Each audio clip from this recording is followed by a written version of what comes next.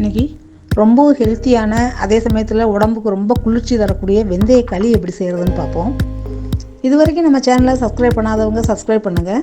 பக்கத்தில் இருக்க பெல் ஐக்கானையும் ப்ரெஸ் பண்ணுங்கள். அப்போ தான் நாங்கள் போடக்கூடிய வீடியோஸ்லாம் உங்களுக்கு உடனே வந்து சேரும்.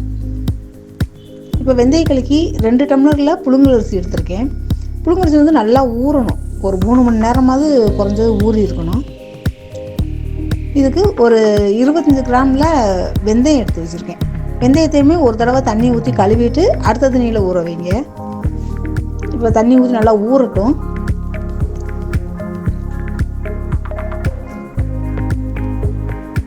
ஒரு சிலர் இது வந்து மிக்சியில் போட்டு அரைப்பாங்க. கிரைண்டரில் போட்டு அரைச்சா தான் கொஞ்சம் மாவு நல்லா பொங்கி வரும். வெந்தயம் நம்ம சேர்த்துருக்கிறதுனால நல்லா பொங்கி வரும் மாவு. கிரைண்டரில் போட்டு நல்லா ஆட்டிக்குவோம். இப்போ வெந்தயத்தையுமே அந்த தண்ணி ஒரு நம்ம கழுவிட்டு வச்சுருக்கனால இந்த தண்ணியோடவே சேர்த்து போட்டுக்கலாம். தண்ணியை கீழே ஊற்றிட வேணாம், தண்ணியுமே சேர்த்து போட்டுக்கலாம். நல்லா ஆட்டட்டும், நைஸாக ஆட்டணும். நல்லா ஆட்ட உளுந்து போட்டிருக்க மாதிரி நல்லா வெந்தயம் இருக்கிறதுனால நல்லா பொங்கி வரும். உப்பு உங்களுக்கு கொஞ்சமாக சேர்த்துக்கிட்டா போதும். ஆட்டிக்கு இருக்கட்டும். இப்போ வந்து களிக்கு பாகு காய்ச்சிக்கலாம். இந்த பாகுமே இந்த கருப்பட்டியை தட்டி வச்சுருக்கேன். தட்டின இந்த கருப்பட்டியோட கருப்பட்டி முங்குற அளவுக்கு மட்டும் தண்ணி ஊற்றலாம். தண்ணி ஊற்றி நல்லா கொதிக்கணும். பாகு பதம்லாம் வரணுன்றலாம் அவசியம் இல்லை. அந்த கருப்பட்டி வந்து நல்லா கரைஞ்சிச்சுன்னா போதும். நல்லா 2 தடவை கொதிச்சு அப்படி கரண்டியில் கிண்டி விட்டோம்னாலே நல்லா கரைஞ்சிரும். நல்லா கரைஞ்சிருக்கு. இப்போ இந்த பாகை வந்து அப்படி வடிகட்டி எடுத்து வச்சுக்குவோம்.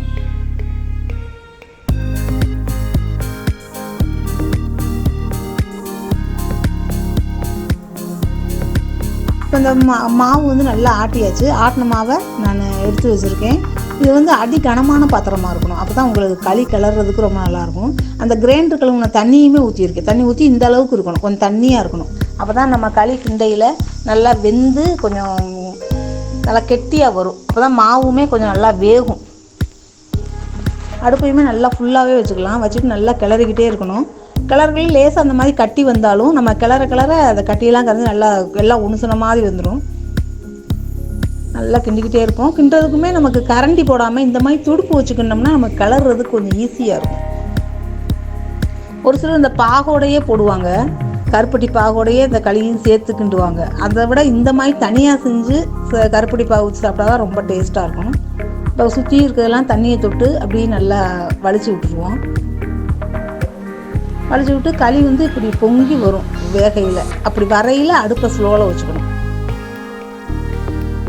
ஸ்லோவில் வச்சு ஒரு 10 நிமிஷம் அப்படி ஸ்லோவில் வச்சுன்னா அப்படி மாவு கெட்டி ஆயிரும். இப்போ தண்ணியை தொட்டு இப்போ கையில் தொட்டு பார்த்தோம்னா ஒட்டாது. அப்படி இருந்தால் தான் களி வெந்துருச்சுன்னு அர்த்தம். இப்போ களி நல்லா வெந்துருச்சு. இப்போ இந்த களியை எடுத்து ஒரு தட்டில் வச்சுட்டு ஒரு தண்ணியை தொட்டு லேசாக குழி வச்சோம்னா அப்படி நல்லா அழகாக குழி போல் வந்துடும். இதோட கொஞ்சம் கருப்பட்டி பாவு ஊற்றிக்கலாம். அதோட நல்லெண்ணெய், பெரும்பாலும் நல்லெண்ணெய் தான் ஊற்றணும். வேறு எந்த ஊற்றி சாப்பிட்டா நல்லா இருக்காது. நல்லெண்ணெய் ஊற்றிக்கலாம். இது வந்து நல்லெண்ணெய், கருப்பட்டி, வெந்தயம் எல்லாமே சேர்த்தனால உடம்புக்கு ரொம்ப குளிர்ச்சியாகவும் இருக்கும். நம்ம வாரத்துக்கு ஒரு தடவையாவது சாப்பிட்டோம்னா உடம்புக்கு ரொம்ப நல்லது. ரொம்ப டேஸ்ட்டாக இருக்கும். கொஞ்சம் லைட்டாக கசக்கிற மாதிரி இருந்தாலும் கொஞ்சம் சூடாக சாப்பிட அந்த கசப்பு தெரியாது. நீங்களும் இது மாதிரி ட்ரை பண்ணி பாருங்கள். எப்படி இருக்குன்னு சொல்லுங்கள்.